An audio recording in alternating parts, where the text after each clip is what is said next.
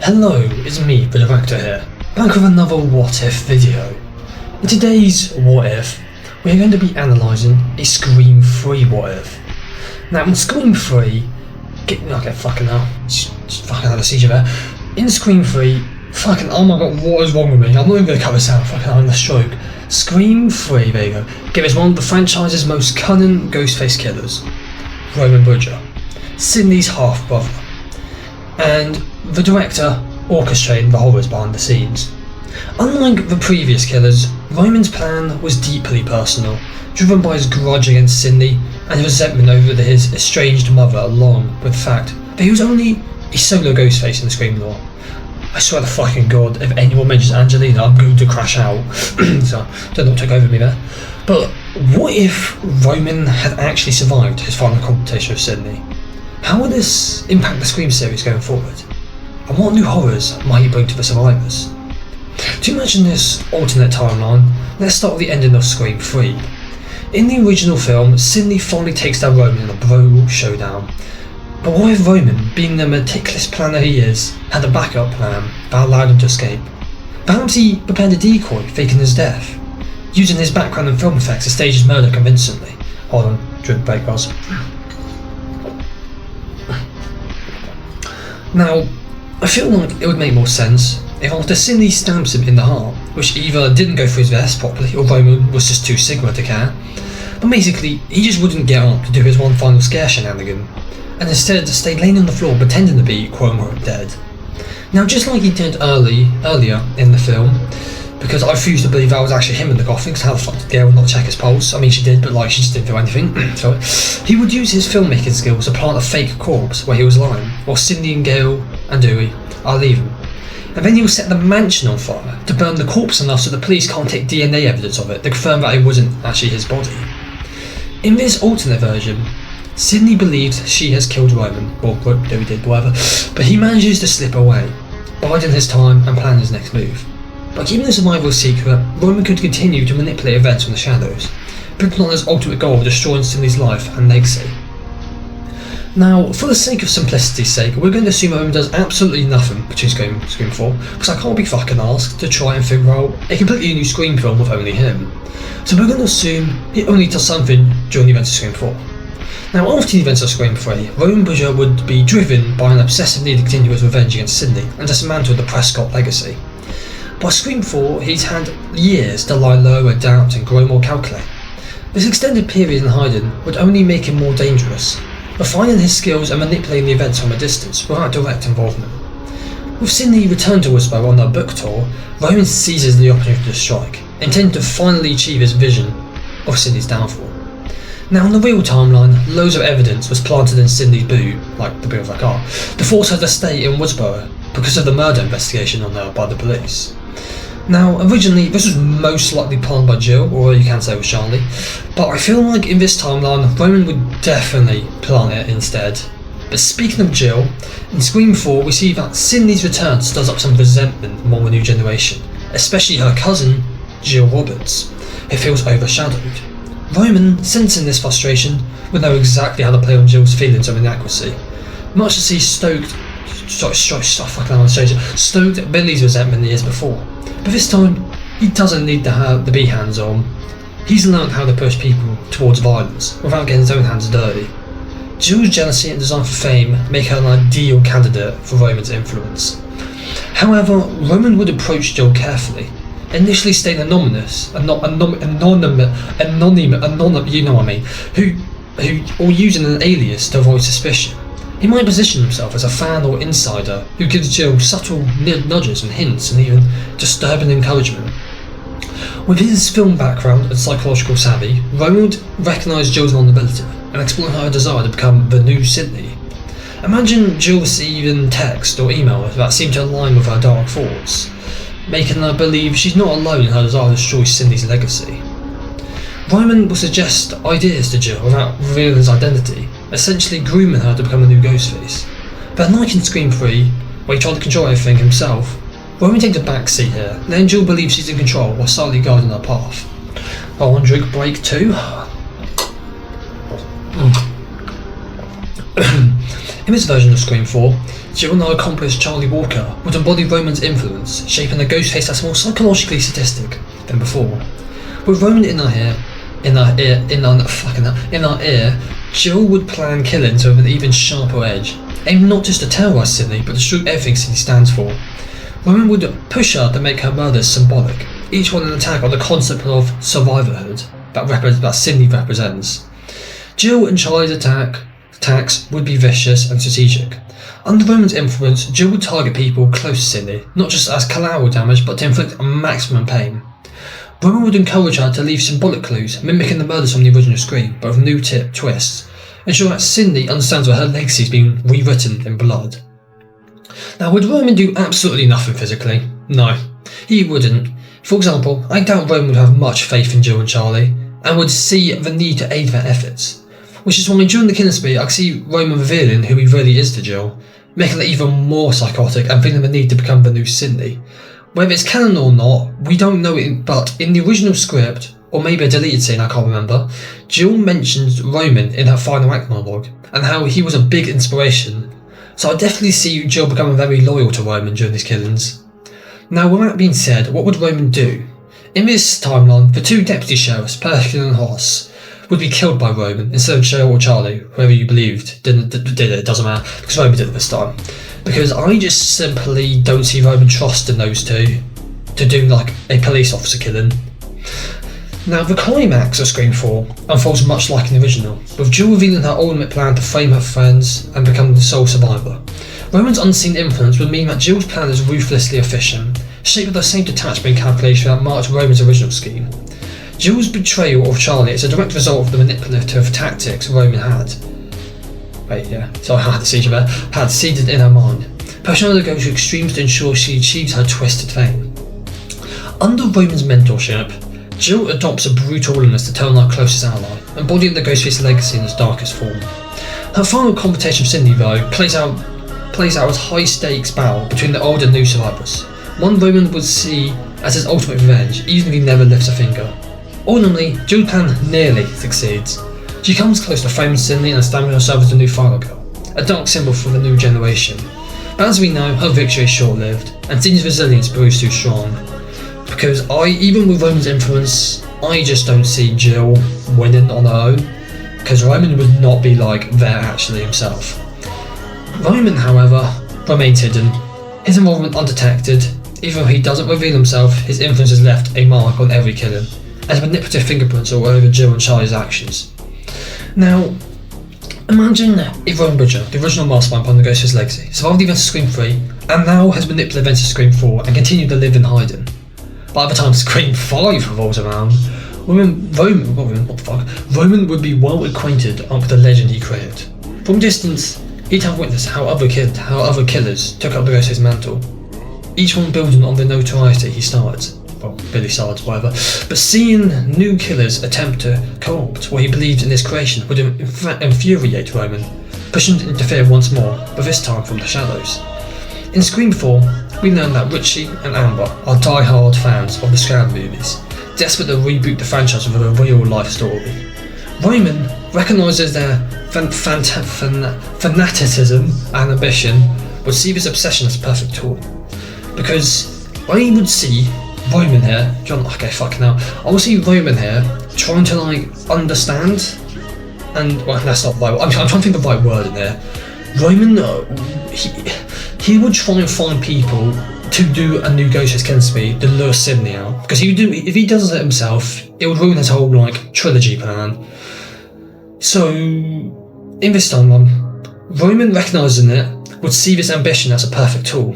In that alternate version, he'd contact Richie and Amber anonymously, most likely through Reddit, like they did in the movie, aiding their conversations, fueling their plan to revive Ghostface.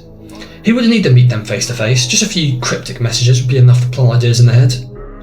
Roman would position himself as an experienced fan, or perhaps a disgruntled industry insider, offering Richie and Amber advice on how to bring back the authenticity of the original killings. Hold on, drink break number 3.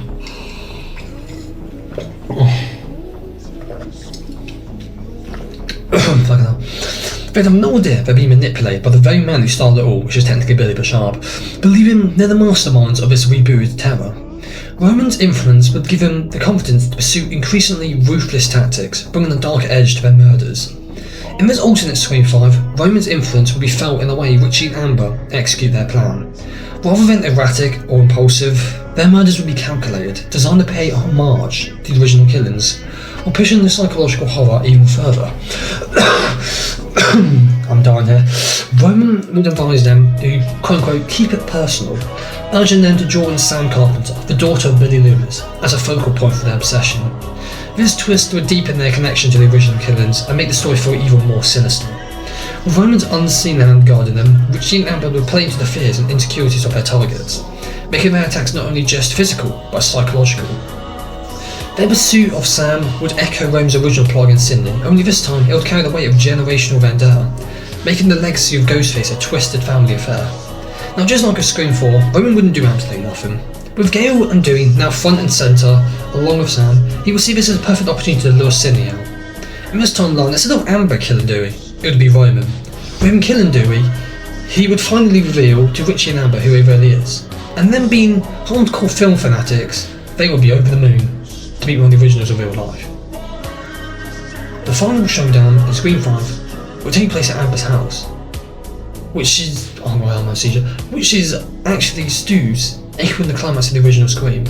But in this alternate version, Richie and Amber believe they're completing their perfect tribute to the Stan movies, with Roman helping them at the head, unaware that Roman has been manipulating them from the start. The two killers would follow Roman's advice to the letter, each move a twisted homage to the original Woodsboro massacre. Throughout the finale, Roman's presence would be felt in an eerie precision of Richie and Amber's tactics. They'll be ruthless, calculating, and overly confident, believing they have outsmarted Sidney and the new survivors. But Roman's final influence would be felt when Richie and Amber inevitably meet their demise, just as Roman intended. He knows they're disposable pawns, mere players in this grand scheme to ensure that the Ghostface legend continues while anyone realises he's still out there. By the end of Scream 4, Richie and Amber are dead, and Sam Carpenter emerges as a new survivor. Roman's influence remains hidden. His identity never discovered. He watched from afar, satisfied his guidance ensured the Ghostface mantle would continue in his image. To him, Richie and Amber's deaths are lesser end, paving the way for the next chapter he has to write. Okay, where the fuck was I? Hold on. Oh yeah. Now, by Scream 6, or Scream VR, he'd be even more cunning and elusive, a master manipulator who spent years honing his skills. For Roman, helping Wayne Bailey track down the Carpenter sisters in New York wouldn't be a collaborative effort. It'd be a way to get close to Cindy's new proxies, the Carpenters, and continue his vendetta against the Prescott legacy in his own way. Because I simply don't see the Kirsch family getting along with him if they found out he was the one who manipulated Richie. Roman would know that helping Wayne is risky, so he'd remain hidden, feeding Wayne just enough information to locate Sam Tarr in New York without revealing his identity. Roman's years in the shadow will make him a master at staying out of sight, providing crucial information without ever letting the Baileys know he's also planning his own set of attacks. In this version, while Wayne, Quinn and Ethan focus on targeting the Carpenters, Roman had his own separate mission, to ring up the terror of Ghostface in a way that only he could. Roman's attacks would be strategic and brutal, tailored to leave a lasting impact in New York. Unlike the Baileys, who had more personal vendetta targeting Richie, Roman's approach will be artistic, a bloody commentary that calls back to his original motivation to control the Ghostface story. Fucking hell. Roman's methods would be more refined and more psychological. Instead of simply hunting down Sam and Tara, he would target those around them, attack people who represent Cindy and Sam's past. He might even go after random New Yorkers, and show his attacks feel like a citywide nightmare. His way of reminding everyone, that Ghostface can strike anywhere at any time. To make him come off differently, I would see him wearing a different costume which isn't aged like the Kirsch family, but instead wearing something like, not fucking this. Yeah, or something that may be less extreme, I don't know. But after this, let's just say the fourth random New Yorker he kills, or fourth person he kills, he will leave a message. At the dead of night, while not many people around or watching, he will string up a body in National Park, with a message written in blood behind the body in the tree. Hello, Sidney. Missing me? Why do you come out to play here? With a photo of himself from his times before Scream 3 as a director next to it. This would easily lure Sidney over to New York, sensing that this killer is personal to her. Not realizing that this killer is Roman Bridger himself, still alive after all this time. Now, Wayne and his family would see this but assume it's just another copycat fan killer like Jason or Greg, which he's already killed at this point. Now, he would try to investigate it, but Roman being the master Ghostface by this point wouldn't leave any clues or anything to give away a single fucking idea on who it is. The final showdown in the Ghostface Shrine would play out differently in this version of Scream 6. As the cursed family close in on Sam, Tara and their friends, Roman watches from the shadows, waiting for the perfect moment to strike.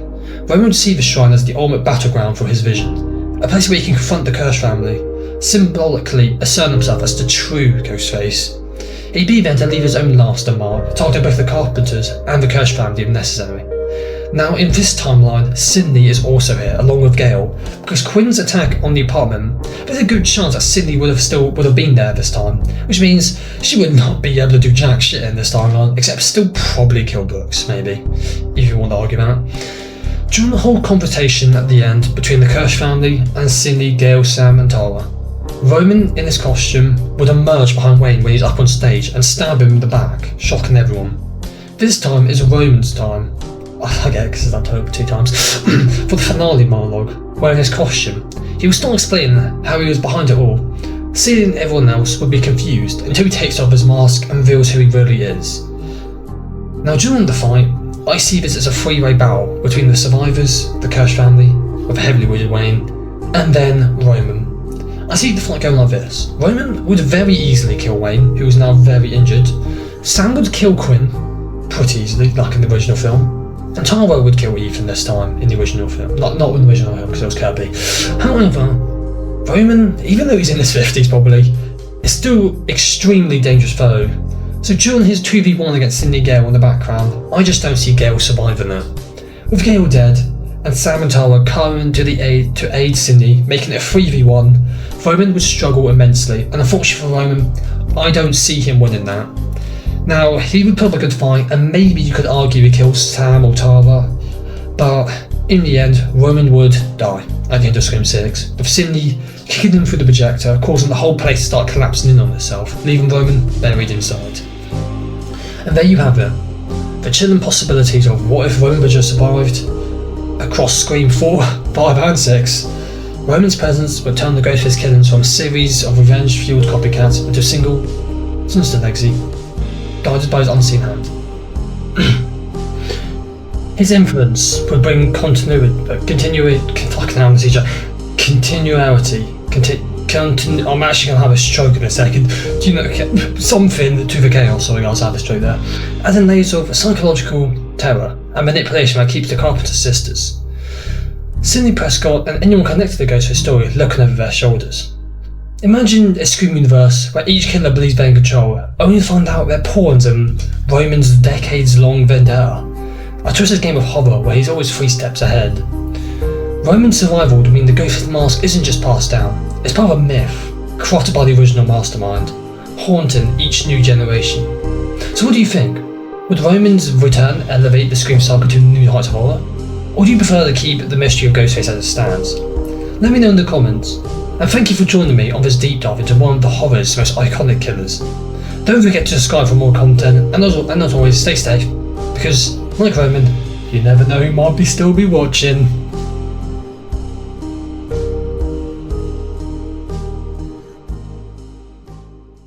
As the police officers investigate the rubble of the scene, finding all the bodies except one, Roman's. They know he's under the rubble somewhere, but which one is it? Finally, the last major clump of rubble, where the projector once stood, is checked out. Suddenly, a hand bursts through, and grabs the officer investigating and slams his head against the side of the rubble, cracking his head open, killing him. I always come back.